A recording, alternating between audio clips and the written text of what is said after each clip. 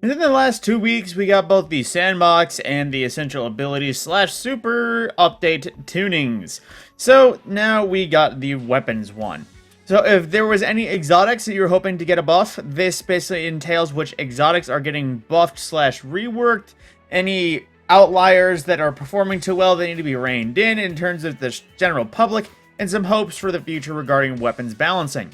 Now, getting into it, they basically gave us a quick demo on updates to weapon reticles. So if you've been paying attention, you notice that Bungie has been essentially updating some things in that weapons that have unique functionality, mainly exotics or various archetypes, will actually have hipfire reticles that can assist in a variety of things. Like you see here with the sword, once he did the uppercut swing, his guard energy was out, and then it steadily recharged to show in the reticle what was charged.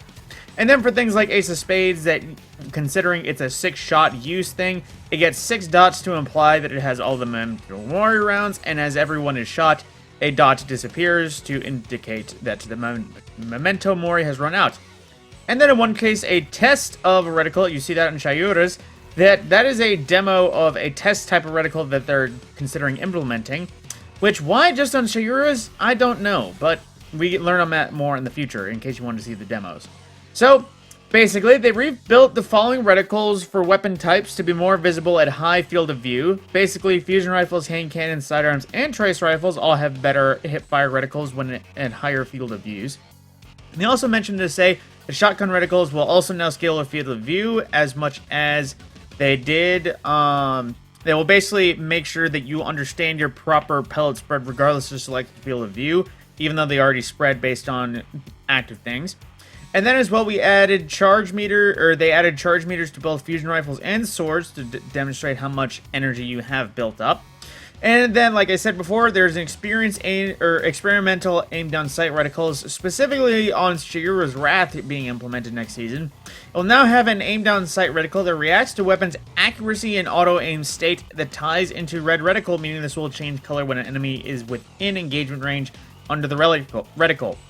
Basically, if you notice with hip firing, how whenever you fire, your range expands, I suppose they're just kind of adding that to the reticle itself on aim down sights mode as well, just to try to see if various things will happen. Now, in terms of the exact exotics that were given something to say whether or not their perks are active, they added charge meters to Devil's Ruin, Salvation's Grip, and Grand Overture, as they are typically weapon types that don't have charges. Then, as well, they added perk counter shows pips for perk slots, including Quicksilver Storm on its grenade count, Ace of Spades Memento Mori, Lumina Noble rounds, Traveler's Chosen Gathering Light stacks. And then as well, the perk progress meter shows perk buildup for Manticore, and then perks active shown when the exotic perk is active is Hawkmoon, Agriceptors, Taraba, Touch of Malice, Cryosthesia, Trinity Ghoul, and the charge meter and perk counter are added to the Vex Mythoclast. Keep an eye out for the future for anything else that might actually get it. These are basic things that I suppose you could think of easily off the top of their head, but if there's any sort of other exotic perk, let's just say ease of use for the variety, we'll probably see that more in the future. Now, they also added a improved inspect screen for basically everything, including weapons, weapons and ships, basically anything that you could see in your menus that you wanted to see what they look like from a different angle or in different models. You'll now be able to rotate things in different areas. Same thing with ships, though, as well. You'll be able to preview their trails as well. I forget if you were able to before. But basically, you can expect things a little bit more in-depth if you couldn't before. Then, as well, they added more details of the full auto melee thing. We are implementing a matching full auto melee setting. Basically, if you want to just spam melees for whatever reason, you don't need to press it over and over again. You can just press and hold the input, and it will go. Now, some specific weapons and archetype adjustments. Tyranny of Heaven, the bow from the Last Wish raid. The stats are always weirdly low, so they're touching those weapons, so opted out to update its stats while they were in there. Now, for submachine guns, get ready, the Immortal nerf is here. Aggressive submachine guns have surge in PvP, but they need to be brought back into ban. We're doing that in a way that keeps them viable by both reducing base and crit damage a little, requiring higher precision to reach their optimal time to kill. Makes it reduce damage by a point and increase the precision hit multiplier from 1.85 to 1.5. Makes so crit damage is down from 21.8 to 21 flat. And they basically reduced the range on the Immortal by 10 entirely. So it may still be a killer, but not in as immense ranges. And in terms of sniper rifles as well, they're also bumping up around a little bit, where they increases PvE damage by an additional 10%, but they made sure to note that the Honed Edge perk on Izanagi's Burden does not apply to this. However, all other exotic rifles do get that buff, so that includes Whisper and Darcy, or Cloud Strike, which is kind of getting all things in its direction. And apparently the Long Arm was inadvertently receiving the damage buff for miners for exotics. I believe it's just because it was copy-paste DMT. So they addressed it so it doesn't have a unnecessary damage buff, but it will still be receiving the Scout Rifle damage buff as previously intended. Now for specific exotic weapons. Now on the start, Eyes of Tomorrow, basically they wanted to make it so that it's used as an ad clear as opposed to just whatever it is. Now they added a perk so that making it basically killing 4 targets with a missile volley will refund 1 ammo. I don't know if they're deleting the damage bonus or that's just an addition, but that's what they are giving it. And they're also adjusting Graviton's Lance. Now, this is mainly just in his performance. It's not gaining anything or losing anything per se, but basically its rate of fire is being increased a little bit. Will now match Revision Zero's 2-burst round. And it rebalances damage so the base, or basically the 2 bursts, the small damage shot and big damage shot. Small damage shot does a little bit more, big damage shot does a little bit less, but I believe that's to make it's still 1 per 1. It's same damage, but a little bit less here and there, basically making it so that if you, for some reason, miss the second shot but only hit the first, it's not an extremely low hampering. Now, they also changed Jade Rapid a little bit. They added a buff text to show when Fate of All Fools increased body shot damage is active, but however, they also adjusted so that quickly hitting 3 crits now refunds 3 full shots instead of just 1. Now, the Manticore has also gotten increased a little bit. The Catalyst damage resistance is increased from Tier 3 to Tier 4. The movement speed during flight time has been increased, and activating the Catalyst perk will now partially refill the magazine as well. They also increased the capacity on Lumina Noble rounds all the way from 5 to 6, so it should have the same reticle as Memento Mori now that I think of it. And Heart Shadow as well, the damage increase now activates quicker while invisible down to a quarter second as opposed to a single second. And now Heart Shadow now weakens upon dealing any damage while invisible and gaining the damage buff. So maybe Heart Shadow relevant now. And this is something that I didn't understand when reading. They basically, just word for word, we love Worldline Zero's performance, and with all the attention we're giving swords, we wanted to spend some time really differentiating it from a certain perk on glowing sword dares. So the sprinting heavy attack can now be chained into itself once. I'm not sure what that means, but we'll have to see it to understand. And the sword guard energy cost from sprinting from each sprinting heavy attack is reduced from a full charge attack. Okay, so you can do 2 swings, I guess. There we go. And they also increase damage from an individual sprinting heavy attack by 8.3%. So maybe better Eager Edge exotic sword, possibly.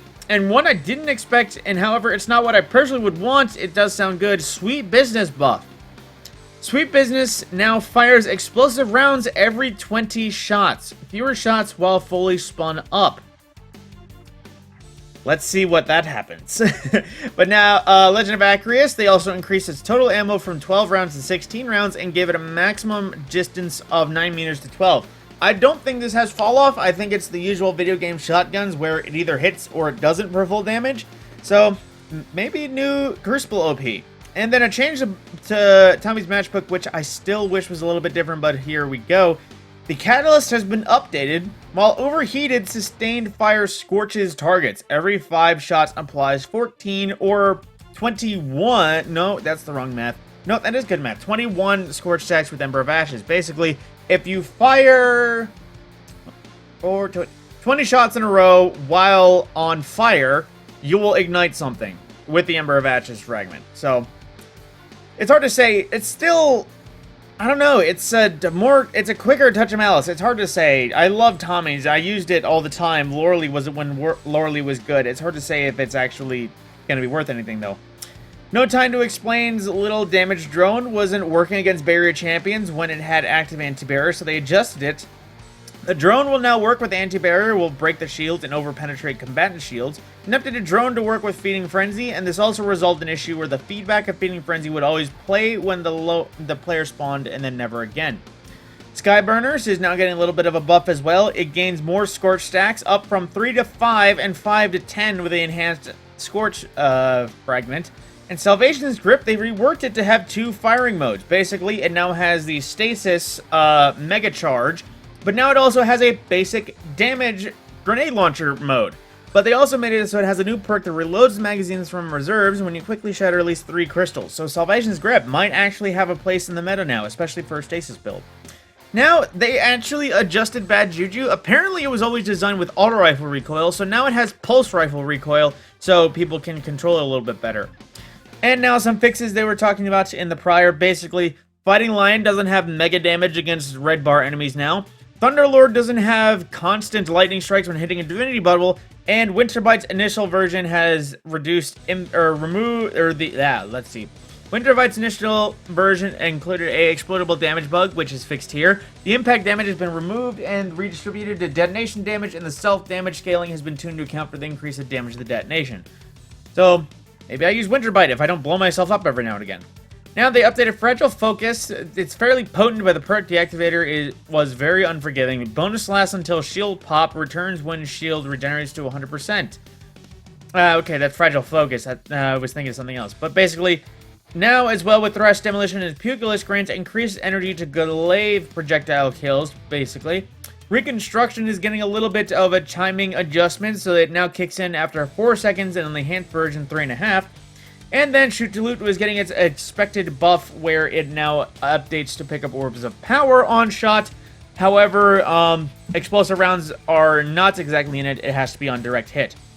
Now, some updates for the future, basically word for word. In process of redesigning how zoom interacts with damage fall off. Weapons with the weapon type standard zooms value, e.g. for SMGs, that'll be a 14 or 1.4 times magnification, will be unaffected by this specific change, but weapons with lower than standard zoom values for their archetype will have their damage fall off buffed, and weapons with higher than standard damage zooms will have their damage fall off reduced. Notice this will only apply to damage fall off. To avoid negatively impacting weapon feel, bonuses to aim assist, accuracy, and recoil will still apply. We will also be making a pass at base damage fall-off ranges for several weapons, or several types of weapons to make sure the weapon feels that previously relied on having some above standard zoom are not left behind. There's also a big sword update coming with the goal of making guarding sustainably more valuable. In the more distant future, we'll be working on an update to Sparrows will allow players to use their favorites instead of just always on time. Thank you, finally. As much as I love always on time, it is a basic Sparrow. I would like other Sparrows, please. But with that is basically the update. I have a feeling it'll be the last update we get before the end of the season, because we have, essentially, in terms of everything, we have the weapons, we have the abilities, and we have the sandbox. So, unless there's something that they just want to throw a curveball next, and then within the next few days for the next season, I believe that's everything we're going to be seeing in terms of details that isn't story-related. With that, my name is Ben Scorpion, and I will see you in the next video, which will likely be the start of Season of the Deep.